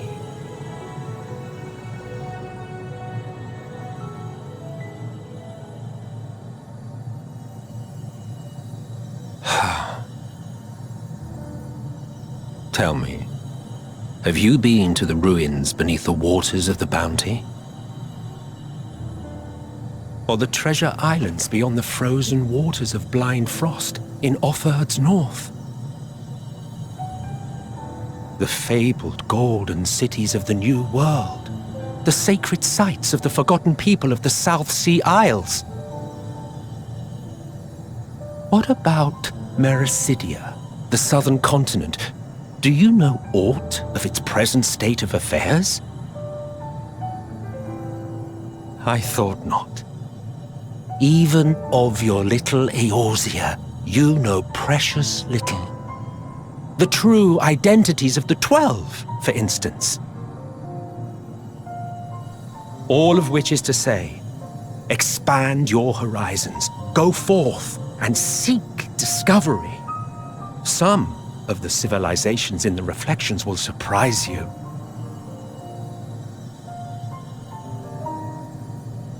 As the bearer of Azem's crystal, you may consider your duty to see at least that much.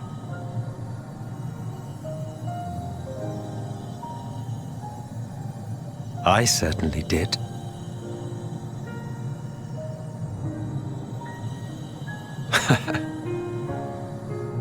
I pray we meet again. If not in this life, then perhaps another. Whensoever it should be, I trust it will be a most joyous reunion. For you, maybe. I want nothing to do with it. Oh, don't be that way.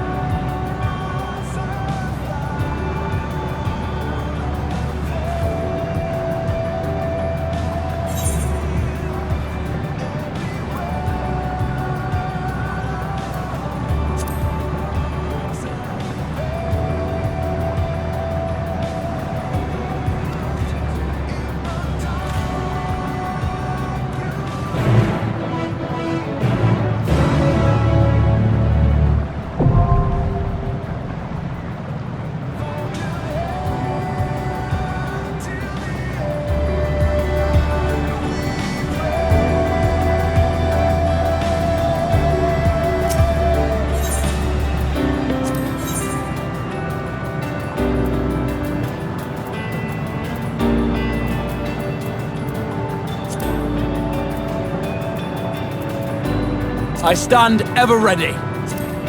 Right then.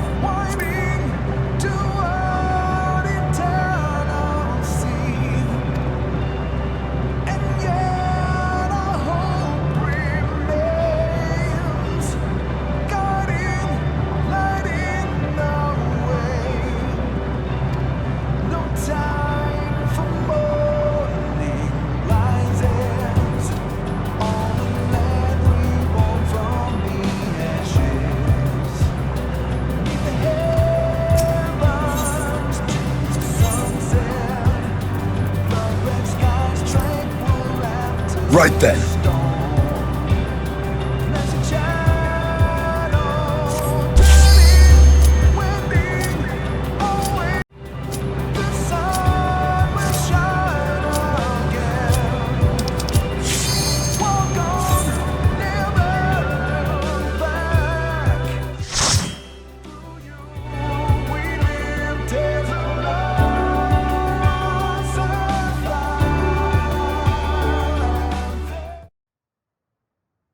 So you are finally here, in this place between death and rebirth, where life knows no dawn. Come then. Follow me down into the darkest depths of despair.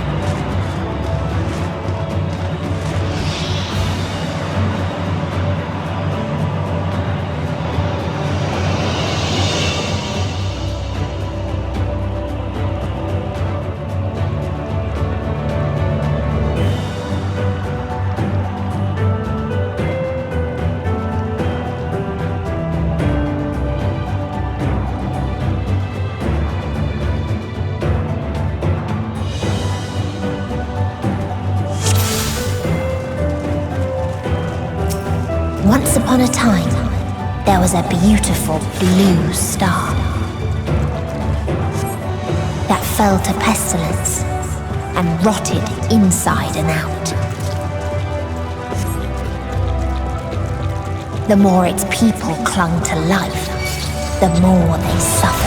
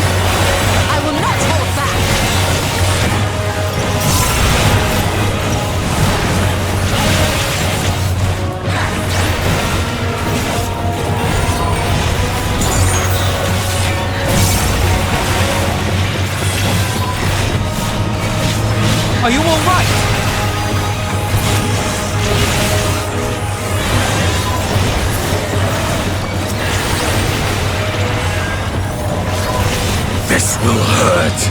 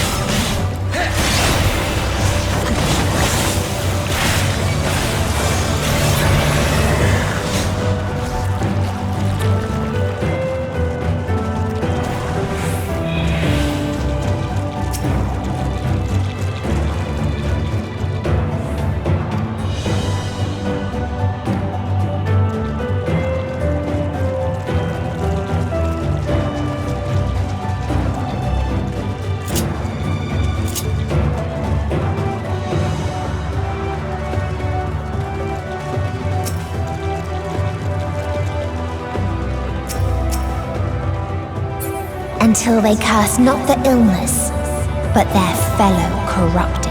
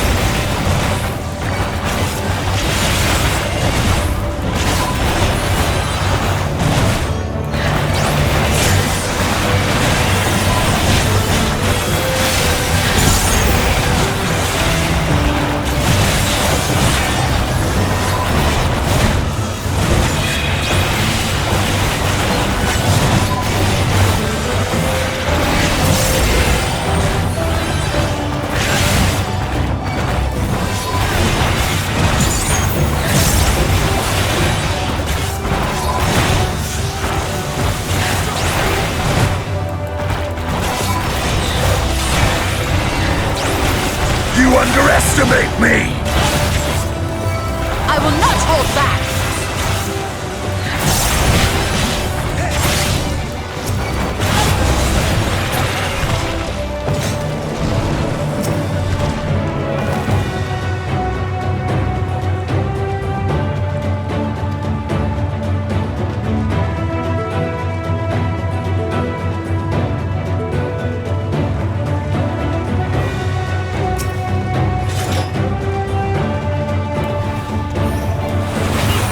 Those who lived and festered. Those who died and decayed.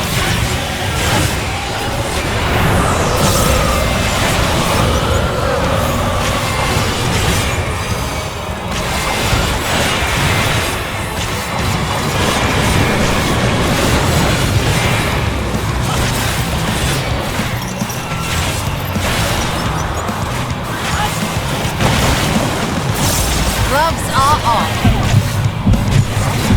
I will not hold back!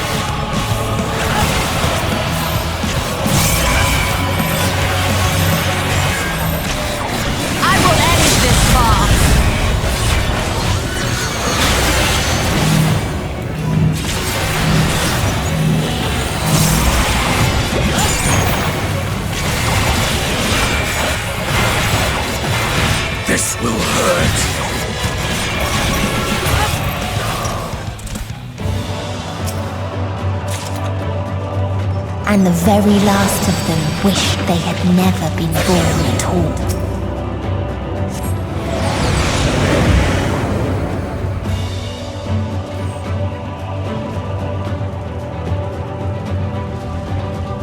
In a faraway place, a brilliant star eradicated disease.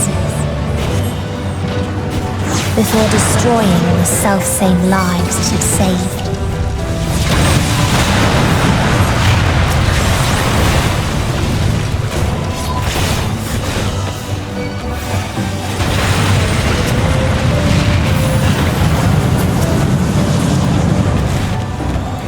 You cannot stop us!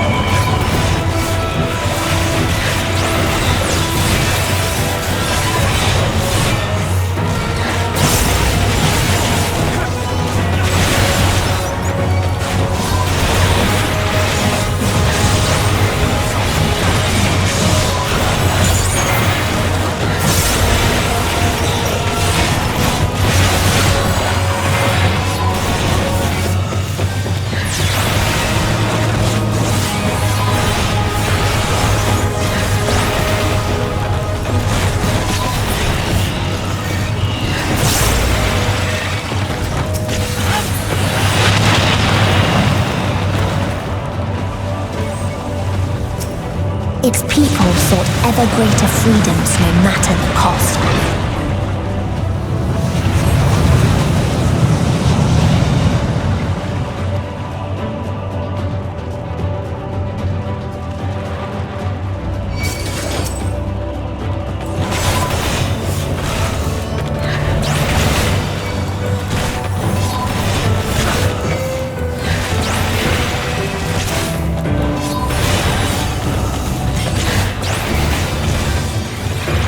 They tried to buy peace with fire. I will not hold back!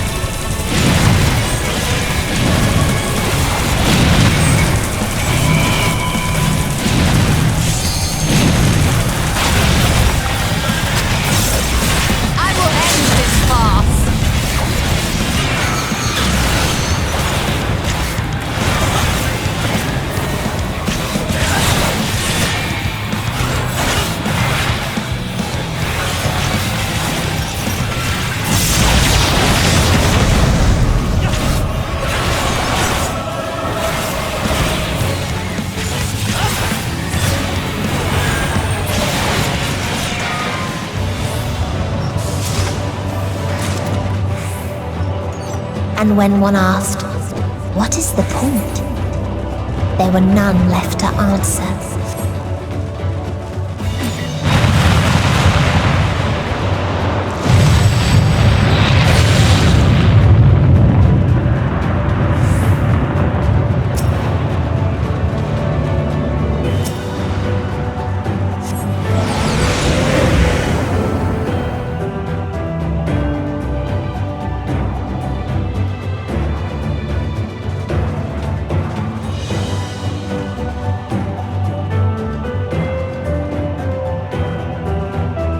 Father still existed a star without strife.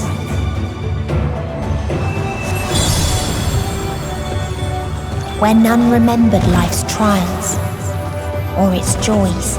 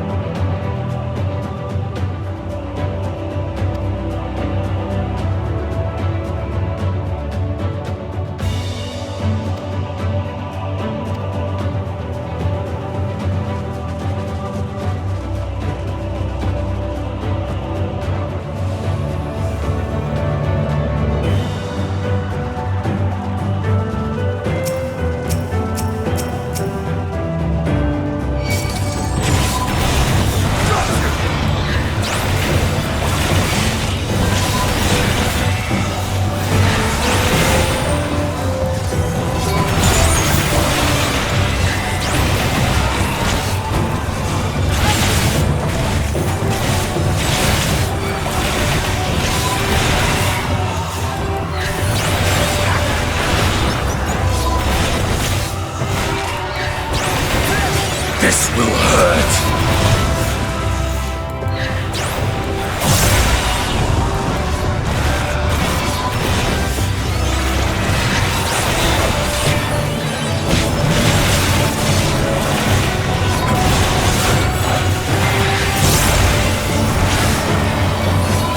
You cannot stop us!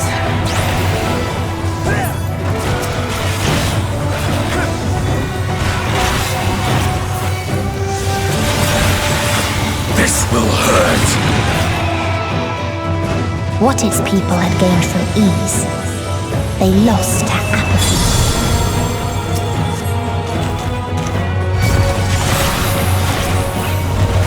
There!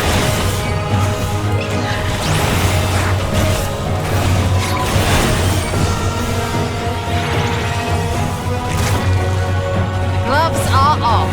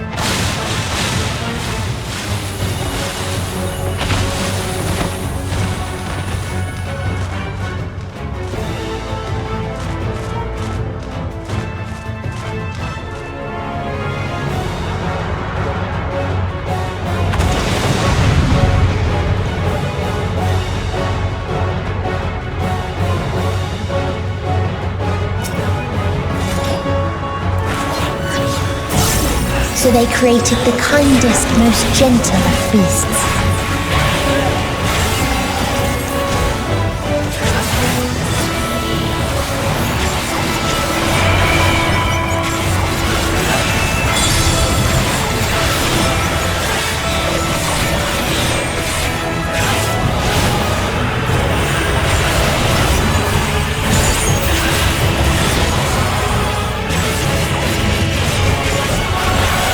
Its steps were light, and its gift was as painless as it was beautiful.